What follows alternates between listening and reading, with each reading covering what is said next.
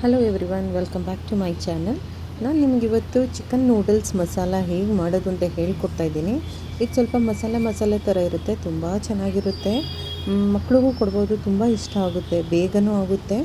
So ಇದು ನಮ್ಮ ಸ್ಟೈಲಲ್ಲಿ ಮಾಡಿದ್ದೀವಿ, ನಿಮಗೂ ತೋರಿಸೋಣ ಅಂತ ವಿಡಿಯೋ ಮಾಡಿದ್ದೀನಿ. ನೋಡಿ, ಫಸ್ಟು ಚಿಕನ್ನ ವಾಶ್ ಮಾಡಿ, ಬೋನ್ಲೆಸ್ ಚಿಕನ್ ತೊಗೊಂಡು ಎಲ್ಲ ವಾಶ್ ಮಾಡಾದ್ಮೇಲೆ ಒಂದು ಪ್ಯಾನ್ಗೆ ನಾನು ಆಲ್ರೆಡಿ ಟರ್ಮೆರಿಕು ಮತ್ತು ಸಾಲ್ಟಲ್ಲಿ ವಾಶ್ ಮಾಡಿರೋ ಬೋನ್ಲೆಸ್ ಚಿಕನ್ ಹಾಕಿದ್ದೀನಿ.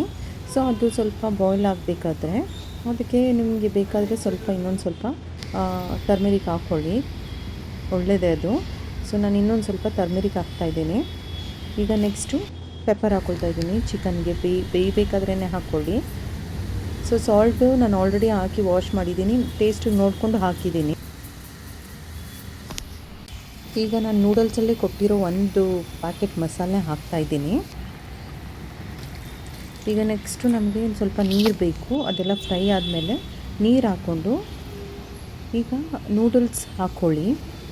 ನೋಡಿ, ಸ್ವಲ್ಪ ಕುದಿಬೇಕಾದ್ರೆ ನಾನು ನೂಡಲ್ಸ್ ಹಾಕ್ತಾಯಿದ್ದೀನಿ. ನಾನು 3 ನೂಡಲ್ಸ್ ಹಾಕಿ ಮಾಡ್ತಾಯಿದ್ದೀನಿ. ನೋಡಿ, ಚೆನ್ನಾಗಿ ಬಾಯ್ಲ್ ಆಗಲಿ. ಓಕೆ, ನಿಮಗೆ ನೀರೇನಾದ್ರು ಕಮ್ಮಿ ಅನಿಸಿದ್ರೆ ಸ್ವಲ್ಪ ಹಾಕ್ಬೋದು ಬಿಟ್ವೀನಲ್ಲಿ, ಏನೂ ಆಗೋದಿಲ್ಲ. ಮಿಕ್ಸ್ ಮಾಡ್ಕೊಳ್ಳಿ, ಟೇಸ್ಟ್ ಚೆನ್ನಾಗಿರುತ್ತೆ.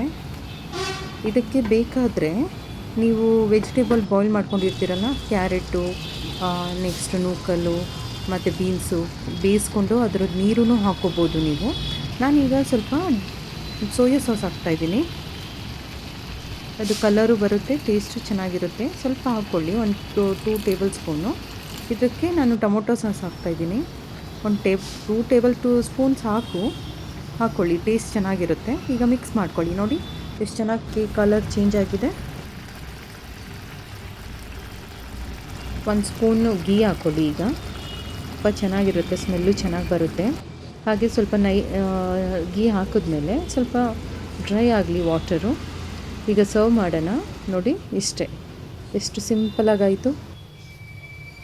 ಇದರಲ್ಲಿ ಯೂಸ್ ಮಾಡಿರೋ ಇಂಗ್ರೀಡಿಯೆಂಟ್ಸ್ ಬಂದ್ಬಿಟ್ಟು ಚಿಕನು, ನೂಡಲ್ಸು, ಸ್ವಲ್ಪ ಸಾಲ್ಟು, ಸ್ವಲ್ಪ ಟರ್ಮೆರಿಕ್ಕು, ಸ್ವಲ್ಪ ಪೆಪ್ಪರು ಮತ್ತು ಸ್ವಲ್ಪ ಗರಂ ಮಸಾಲ ಮತ್ತು 1 ಪ್ಯಾಕೆಟು ನೂಡಲ್ಸಲ್ಲೇ ಇರೋ ಪೌಡರು.